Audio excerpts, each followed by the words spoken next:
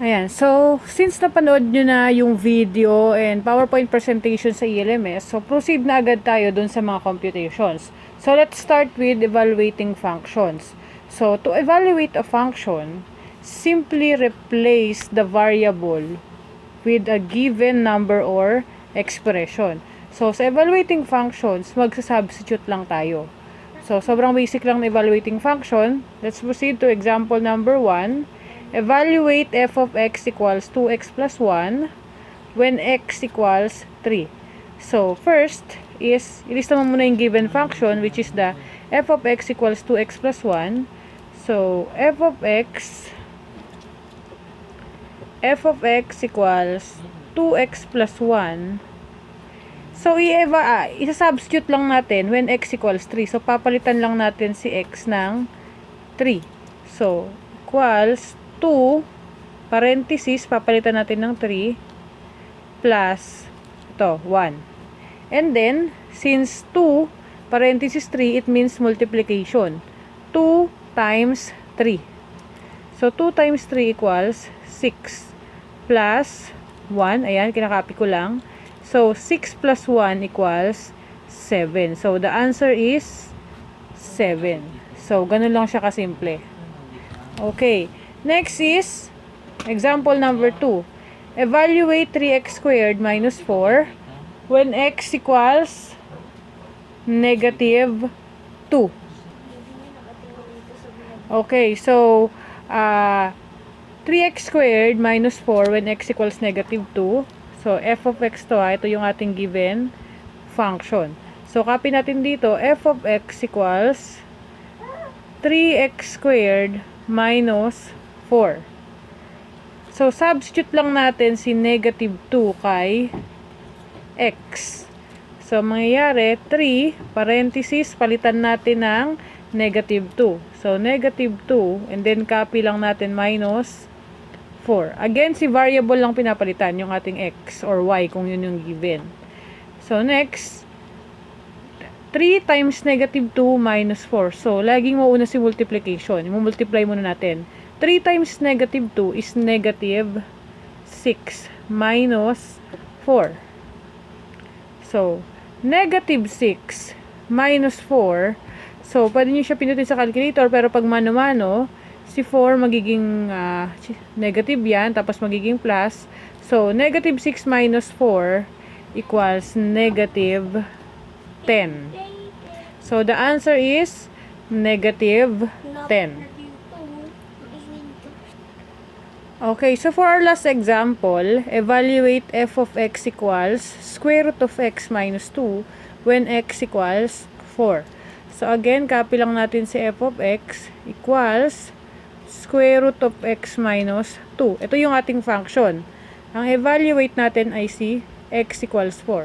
So papalitan natin si x ng 4 equals square root of x palitan ng 4. So, x square root of 4 minus 2. Again, evaluate nyo muna. Square root of 4 ay 2. Tapos, copy minus 2. So, 2 minus 2 equals 0. So, the answer is 0. So, ganun lang kasimple mag-evaluate ng function. Okay, so what if the question is, we have given f of x equals 3x squared plus 4. So, find, pwedeng ganito ang mga questions sa evaluating function. Find f of 2, f of negative 1, and number 3, find f of negative 4. So, ang gagawin lang natin dyan, ganun din yan, evaluating function. Evaluate lang natin si 2, negative 1, and si 4 sa given na function na f of x equals 3x squared plus 4. So, number 1, so f of 2.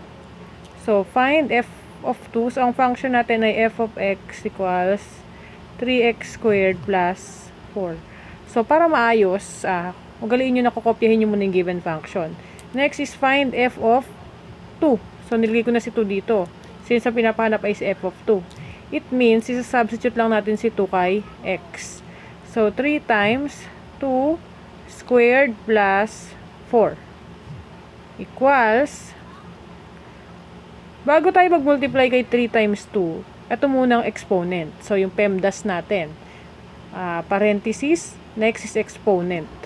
So, 2 squared, it means 2 times 2. So, 3, and then ito ay magiging 4. 2 squared means 2 times 2. So, 3 times 4 plus, copy natin si 4. Okay? So, next, saka natin i-multiply si 3 dito sa loob. So, 3 times 4 is 12 plus 4. So, 12 plus 4 equals 16. So, the answer is 16. Next, sa number 2, let's have the f of negative 1. So, copy ko lang ulit si function.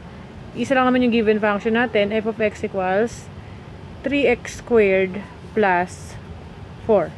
So, substitute natin si negative 1. So, f of negative 1 equals 3 times magiging negative 1 squared plus 4 equals, again, bago mag 3 times negative 1, ito munang parenthesis and exponent. So, negative 1 squared means negative 1 times negative 1. So, magiging 3 times negative 1 times negative 1 equals 1, positive 1, plus 4. So, 3 times 1 is 3 plus 4 equals 7. So, the answer is 7. Last one, number 3 is f of 4. So, f of x equals 3x squared plus 4. So, substitute natin, magiging f of 4, si number 3.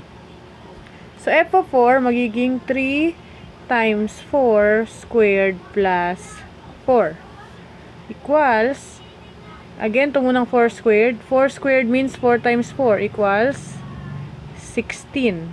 So, 3 times 16 and then copy plus 4. Next is 3 times 16 equals 48 plus 4. Next, 48 plus 4 equals 52. So, the answer is 52. So, ganun lang kasimple si evaluating functions.